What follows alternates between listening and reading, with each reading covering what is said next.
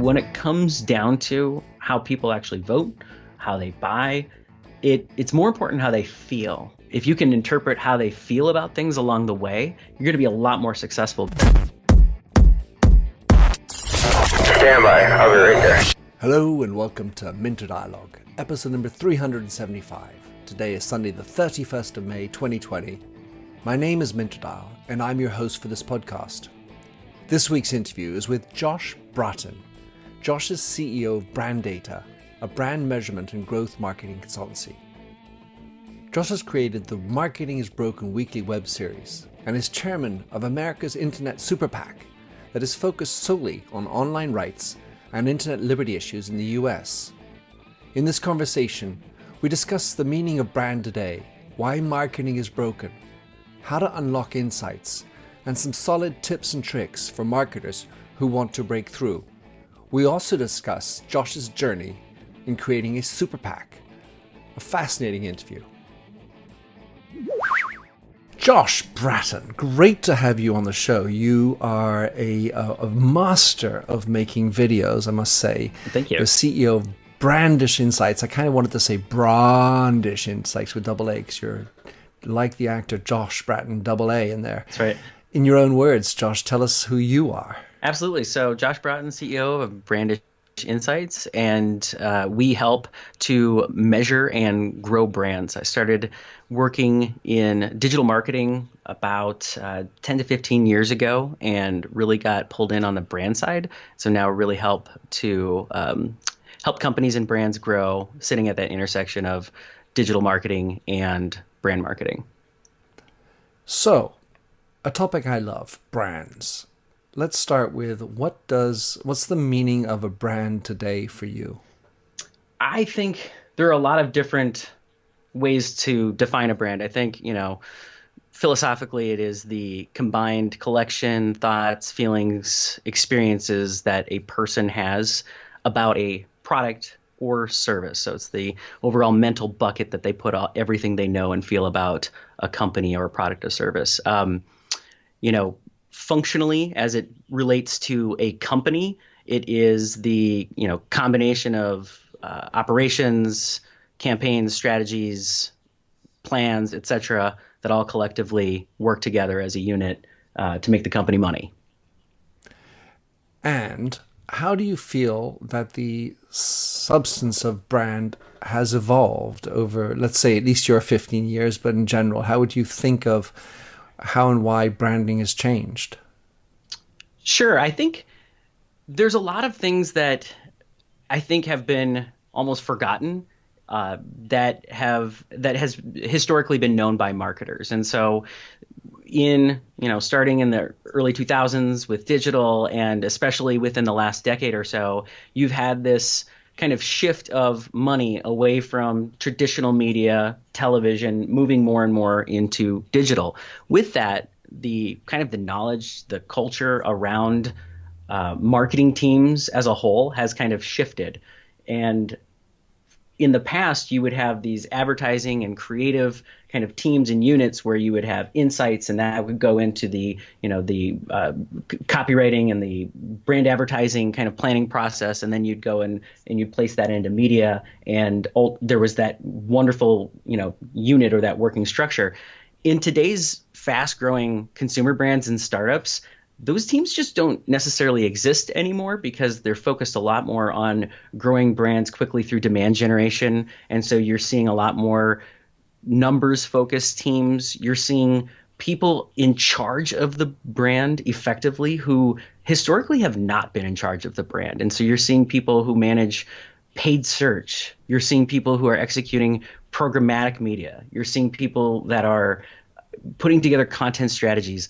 These folks effectively have as much, or if not more, control of brand now in a company than in the past. And that type of shift, I think, has changed the way that companies should look at brand and the power of brand to grow the company. What that makes me think of, Josh, is the role of advertising agencies. In my experience when I was working for L'Oréal, we would have these large advertising agencies, to name them, Publicis, for regularly, and they would feel like they were the bastion of the brand. They were the keepers of the brand, because in the business we would just roll through and career move to here, from there to this and that, whereas the advertising agency was supposed to be the flag standard of the brand. Be that as it may, let's say I feel like the role of the agency has also changed dramatically, and moving into digital for some reason, maybe it's related to their inability to find a business model that works for them, but their challenge of keeping the brand alive through a monetizable digital channel has become harder. Sure. Yeah, I think part of that, and obviously I only have my own perspective, and I'm only one part of, the marketing community. But what I've seen in my tenure is that uh, marketing has gotten closer and closer to revenue in the last 20, 30 years. And I think as a result, it's it's now required of brands to be more productive from a revenue perspective. And so, as you see the title of the CMO starting to give way to the chief growth officer, and that person is now in charge more and more of both marketing and sales, and given, you know, opportunities to manage and govern what happens in operations and customer experience and within product, it's showing that the brand is not just about image. It's now about experience. It's now about delivering, not just through advertising, but operationally and with every touch point that the customer sees. And so I think you're going to see that it's no longer, I guess, the luxury of the advertising agency to be the keepers of the brand. That is now, I believe, firmly on, whoever has the function of growth within a company. And in many cases, that is the marketing function. And so it's almost now more of an imperative that brand also produces growth. And so it's kind of like that shift has been required. Your web series, Josh, is called Marketing is Broken. Why is marketing so broken? I think the reason that I named the show that was because I've come out of, I would say, about a 5 to 6 year period of watching what's happening in the startup community, where the brands that are the most successful are the ones that are defining and creating categories that consumers love. They're delivering fully on the experience that they, in the brand promise that they that they've told customers.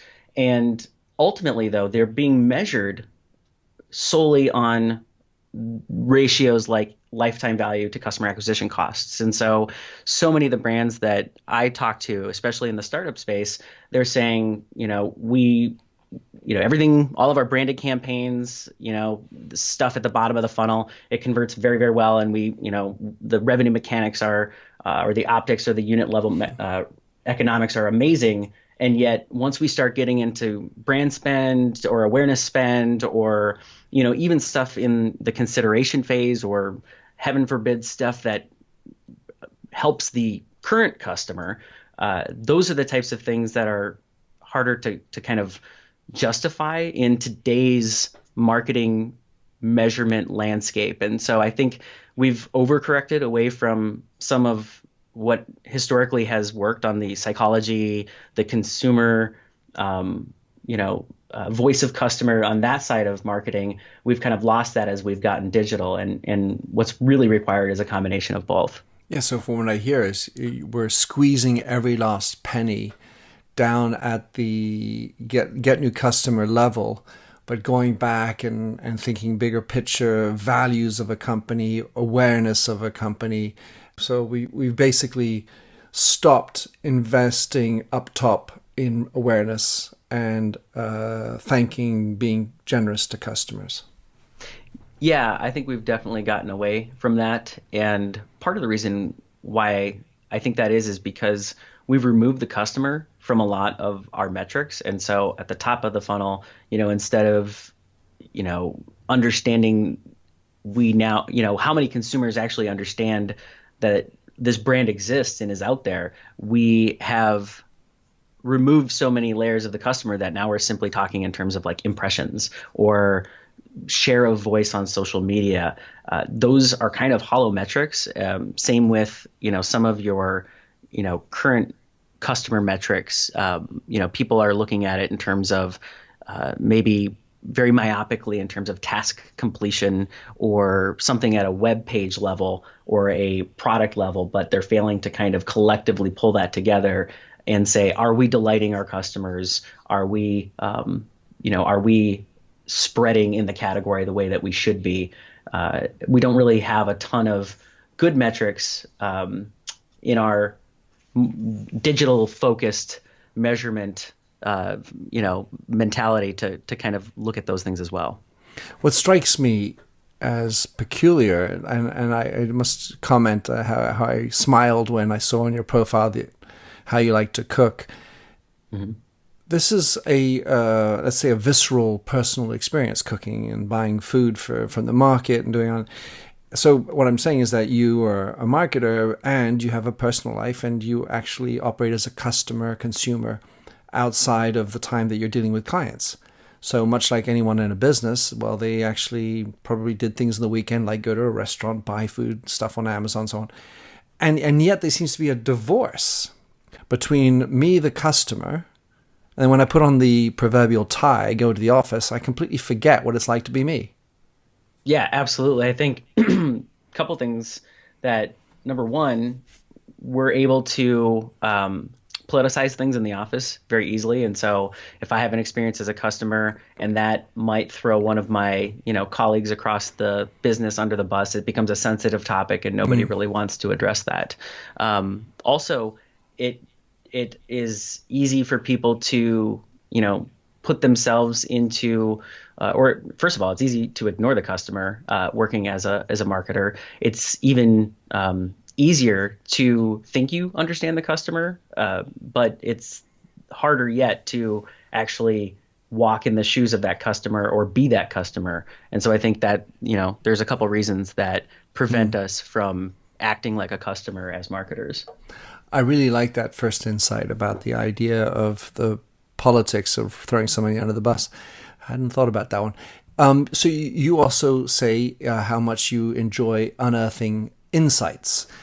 Mm-hmm. What would be, in Josh's mind, one of the secrets to unlocking insights for your brand? I think the biggest thing about unlocking insights is that there are probably 2 or 3 factors in any given product category that are going to predict or determine the market leader. Especially in new and emerging categories, there are a few factors around whether the category is going to be adopted or not. There's going to be a few things that matter around what types of associations people want to have with products in that category. And then there's a few insights about how to create awareness and salience as quickly as you can. And all the metrics that we have, all the tools that we have, the eye charts of, hundreds of thousands of options that we have as marketers, it comes down to 2 or 3 major insights about the consumer in a category that matter. And if you understand those 3 insights or 4 insights or whatever they might be for your product or category, then everything else becomes so much easier to plan out, to execute on, and to stay the course from a brand perspective. It strikes me, though, that some of these customers are the same customers for the same people in the same category. And how does one sort of bank on an insight? How do you determine which are the 3 which count the most? Because it can become a little bit, the highest person in the room's opinion. It can also because, yesterday I saw this, so it's an anecdote. And, sometimes the data, you can read into it whatever you want. Yeah, and I think that's one of the dangers with metrics in today's world is that, a little bit can be dangerous. And so I can go and get you any numbers to support, whatever argument you want to make. If you want to say the customer likes, red, I can find that. If you want to say that they prefer blue, I can find that as well. But when you're looking at things broadly enough, so for example, if you ask not only what customers care about when it comes to what your product or service provides, but if you also ask those things about your competitor, you're going to find that 95% of the things that customers like about your brand, they like about your competitor as well. And so, starting by measuring kind of broadly enough or looking at the category or the opportunity, in that broad enough perspective, that's the first thing. The other thing is really to have enough empathy for the consumer. Understanding what your key performance indicators are going to be from a brand perspective is a really difficult thing to do, because what you're trying to optimize for is not going to be the same for every product or category. And so first trying to figure out what a consumer wants from a product or category, and then picking out how to, the right metrics to optimize around that. Those are very difficult things to do, and especially when there's so many different options in today's landscape. So you've got this great web series, which has a great production value. I love your energy. It's punchy and energetic. I was wondering, just from a sort of a back behind the scenes kind of sort of story, what have you gleaned from the making of your series? And I'm thinking more about the numbers behind and showed that this works better than that, or this subject is hot and this subject isn't. Well, anything you can tell us, and I may have kidnapped you in this question. I think our series is proof that the argument that we're making is the right one, and that is that brand awareness and being top of mind is, they're the two most important factors for brand growth. We are a small provider. We are a, boutique provider. And yet, because of the show that we produce, we are very well connected on LinkedIn. We are able to meet with incredible leaders from, Fortune 100 brands. We're able to put our opinions out there in a way that Google, for some reason, thinks is impressive enough to let us rank well for when it comes to search terms and ideas that people really care about that we can help them with. And so I think the biggest thing that we've realized with this show is that every brand can create awareness and have that be a strong part of their growth. And so you're free not to answer this question, but did you research what Google Analytics could provide for you as a space that you wanted to fill on Google? In other words, that you knew that this term, because you're an expert in SEO as well, was a spot. And if so, do you think that's a strategy that companies could be deploying for themselves? Yeah, this is one of the most misunderstood opportunities in all of branding. All of the numbers that I've ever seen shows that, when you look at, either a last click attribution model, a multi-click attribution model, or a clickless attribution model in a media mix model, the things that you're going to see for brands is that there are two things that grow brands, two channels that grow brands more quickly than anything else. It's typically going to be a company's blog, and also their non-branded paid search efforts. And what I mean by non-branded is that you have search terms and queries that do not include the brand name itself. And so if I were just searching for adhesive bandages versus Band-Aids, adhesive bandages would be a non-branded term. And so those two channels drive brand the most, and it's because you are able to show up for kind of the category level terms that consumers are searching for before they know about brands in that category. And all of the research has shown that, salience is the most important driver of brand growth. And so that's kind of this combination of both awareness and top of mind consideration when thinking about a brand. And so the big opportunity, I think, for everybody, for every marketer, is to understand what is that category that they're in, and how do you show up for those non-branded terms so that you can build the brand as quickly as possible? And back to the first part of that question, do we plan our shows? Do we plan our content around any sort of, keyword space? And the answer is absolutely yes. As an SEO, we rank for a lot of terms that include the word branding, brand building, brand position, brand awareness, brand growth, because a lot of the people who are thought leaders around branding are just simply not good at SEO. And so that's an advantage that we've kind of seen there, and it's worked in our favor so far. Maybe I need to talk off mic and get some advice. How much of that presence is also triggered by or abetted with SEM, search engine marketing, and buying of keywords in, let's say, the branding space? In other words, you got great SEO, good blog, great content that's non-brand specific. At least you're not, plugging you're plugging the real content that people are looking for. Mm-hmm.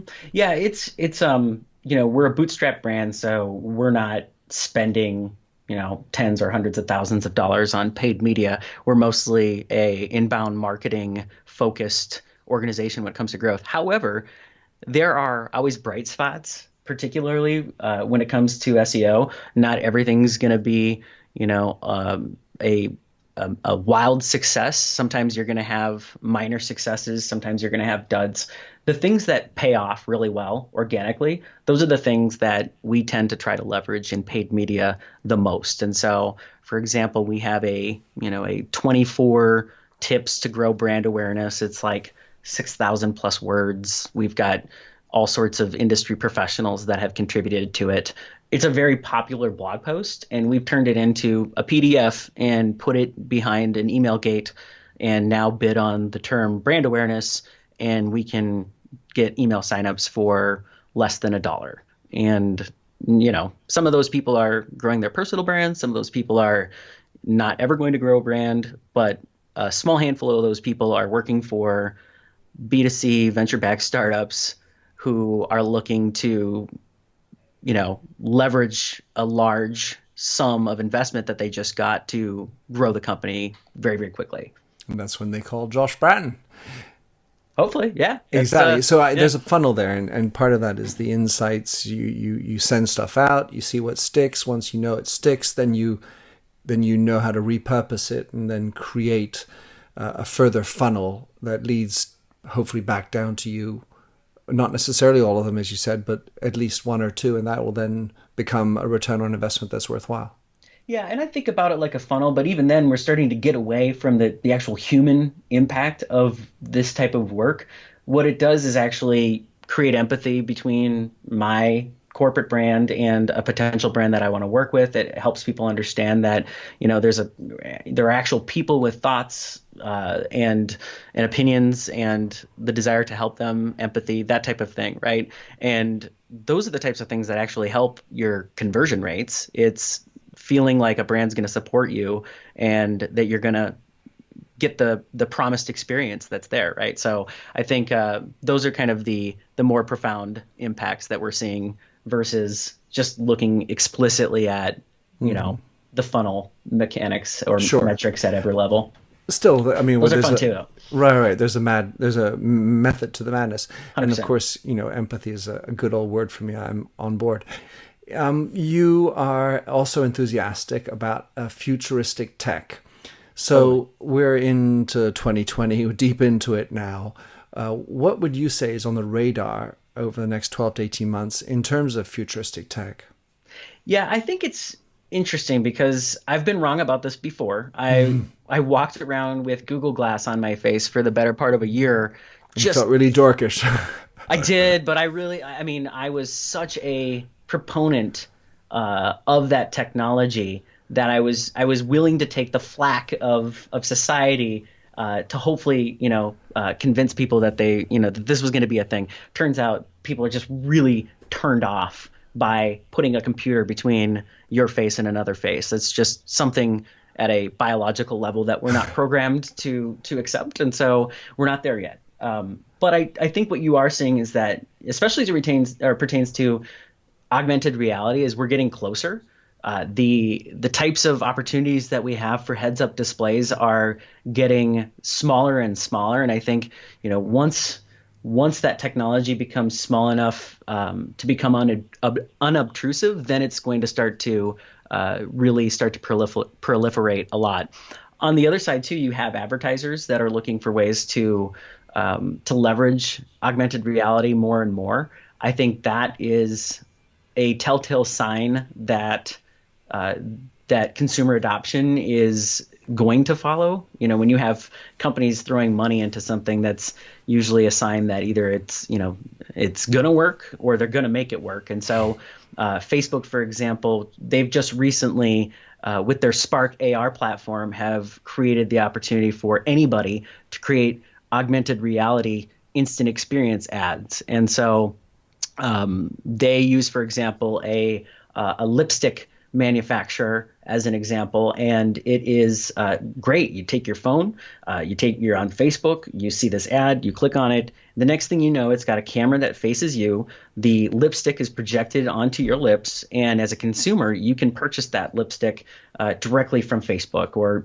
within a click or two from that retailer. And those are the types of things that we've known that through our through research in neuroscience, that mirror neuron effect of actually being able to project ourselves into that commercial experience. That's one of the biggest things that triggers a purchase. And so I think that's where you're really going to start to see augmented reality take off, is when advertisers are able to produce high converting experiences that drive return on ad spend.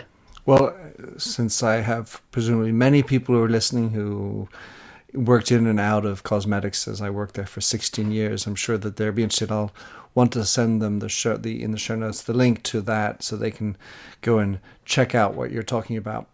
It seems to me, though, I mean, AR, amongst others, it's been around for a long time. We've been talking about it, and maybe at the beginning it was sort of too much of a 2D experience, and you really knew that there was a sort of redness on a screen that you were more or less in, and it kind of followed you. It wasn't always there with you when you were talking.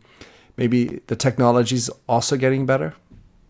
Yeah, it totally is. I mean, you look at even the first level of kind of smart glasses with Google Glass, for example. They were large, they were clunky. The projection technology it was novel, but it wasn't necessarily fantastic. As time goes on, you're seeing companies like Microsoft and new startups starting to invest more and more into this technology, and they're kind of removing the kinks and making it. I think the biggest thing is smaller. The smaller a device gets, the more likely you are to see adoption. I think one of the perfect examples of that is the idea of wireless earbuds. They are really nothing more than a glorified Bluetooth headset. For the longest time, a Bluetooth kind of earpiece has been always, I don't know. There's been like these pejorative connotations with it. That person's kind of a weirdo. Maybe they're obnoxious because just use your phone like a normal person. Kind of. There's always been something. I don't necessarily have that opinion myself, but there's been that kind of undertone, I think, and the same has been true for Google Glass. But I think once Apple made that form factor small enough, all of a sudden it was acceptable and cool, and people no longer had that kind of standoffishness for the category. They're willing to really experience the benefits. When that happens, then I think new technologies really take off. Yeah, and of course you also need to get the performance.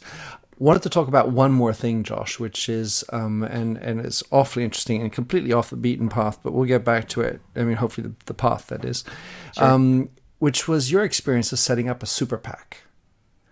Yeah. So for most of the world, in America, it's rather well known, and I must say rather connoted. It doesn't inspire in me a number of things. So I saw that, I was like, what? When I first came into the idea. So explain to people who may not understand what is a super PAC, what is super PAC, and probably you can probably guess what my feeling was, and then layer into it the story that you went through. Yeah, absolutely. So since 2010 in the United States, the Supreme Court ruled that through Citizens United, that corporations were now people. And so corporations could contribute to elections. Corporations could effectively pay to lobby for particular candidates or issues. And But corporations couldn't vote yet, please. Well, if by literally voting in the polls, no, that's not allowed. But Not with yet. their dollars, absolutely, it's happening. And so, and that's the law of the land right now. And at the time, I was very much interested in the rollback of the net neutrality regulations that had passed in the United States in 2015 and were now being rolled back in 2016, 2017 timeframe. And I looked at what I might be able to do as a private citizen and found that, well, if you can't beat them, join them type of thing. And so I looked into super PACs. I spent a lot of time on FEC.gov, our Federal Elections Commission, and found that you just really needed to file some paperwork and start a bank account, and anybody, you too, could form a super PAC. And the idea was that we were going to start an organization that functioned a lot like a nonprofit, but would be this special type of entity, a super PAC, that could advocate for net neutrality from a grassroots perspective. And I found that it was very easy to get things rolling. It was very easy to kind of create that brand. And I was just surprised at how easy it all was for these large companies to kind of hijack the political process here in the United States with these perfectly legal opportunities. But so the super PAC, for those who don't know, it is a sort of this money in with the sort of image it is sort of, it's big money, it's rather conservative, and it's very political. Yeah, and I think there are a lot more people that could tell you the particulars about the finances. From what I've seen is that it's been a good vehicle for people with deep pockets to kind of get their way politically. What our own experience is that from a grassroots perspective, it's been very difficult to find large sums of money, right? Because if you're a company, you can designate a fund, or you can spend money, in large chunks to kind of from your bank account. Oh yeah, or through your C-suite or through your shareholders or something like that. But as a grassroots organization, you're talking about $5, $10, $15 checks. Crowdfunding. Yeah, crowdfunding, and it becomes a much harder thing to do. And what did you learn from the exercise, other than the fact that it's hard to do, which I obviously understand, but did you learn about anything that was useful or could be imported into business as a concept, or something that helps, let's say, if I want to get grassroots more successful, for example? Oh boy, I learned a lot of things. I think one of the things that was the most profound for me, and this is something that I struggle with how to interpret it, is that it's more important about how people feel than what the facts are. And I think for a lot of people who are looking at the political issues of today, they're stuck on objectively what are the outcomes, or what is the law, or what does the rule say. And those are important things, but when it comes down to how people actually vote, how they buy, it's more important how they feel. And so if you want to change people's opinions and how they behave, there's really, there's two ways of doing it. There's, well, if you just educate people on how to go about doing things, then that's you're going to only get so far. But if you can interpret how they feel about things along the way, you're going to be a lot more successful, because it's going to go a lot further. Well, that is most translatable. So the interpretation I make of what you just said, Josh, was especially when we were talking about the insights before, if you can dig in on how customers feel about the experience, about their needs and issues, about how they enjoy the product and what it makes them feel like when they're talking about it to their friends and so on. In that space of emotions around it, get the empathy to drive into those insights, then you're going to change people's minds. Yeah, absolutely. And we have all the metrics that we need in the world today, but the biggest challenge is to use those metrics to figure out how consumers feel. And those don't always, it's apples and oranges sometimes, and that's the big challenge. Beautiful. Josh, how can someone who's enjoyed listening to this, because that's assumed they're the ones we want, would get in touch with you and or track you down, find about your series, give us some links, and then I'll put them in the show notes. Absolutely. So you can find us at brandishinsights.com. You can also find me personally, JL Braaten on Twitter or Josh Braaten on LinkedIn. Fabulous. Wunderbar. Many thanks, Josh, for coming on and sharing your insights and your passion. Thanks for having me, Minter. Thanks for having listened to this recording of the Minter Dialogue Show. You'll find the show notes and other blog posts on minterdial.com. If you enjoyed the show, please head over to iTunes to give a rating and review. And to finish, here's a song I wrote with Stephanie Singer, A Convinced Man.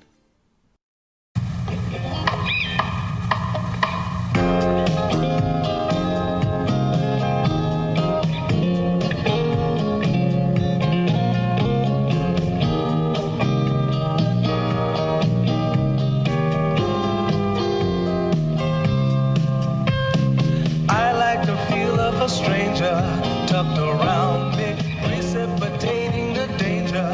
To feel free, trust is the reason. Still, I won't toe the line.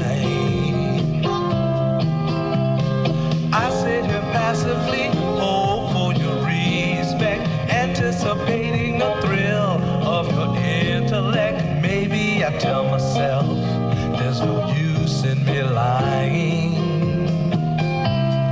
I'm a convinced man, building an urge. I'm a convinced man, to live and die submerged. A convinced man, in the arms of a woman. I'm a convinced man, challenge my fate. I'm a convinced man, competition's innate. A convinced man, in the arms of a woman. Despise revenges and struggle to see. Live for the challenge so life's not incomplete. What's wrong with challenge? I know soon we all die. I like the feel of a stranger tucked around me, precipitating the danger. To feel free, trust in my reason, and let me show you why. I'm a convinced man, practicing my lines.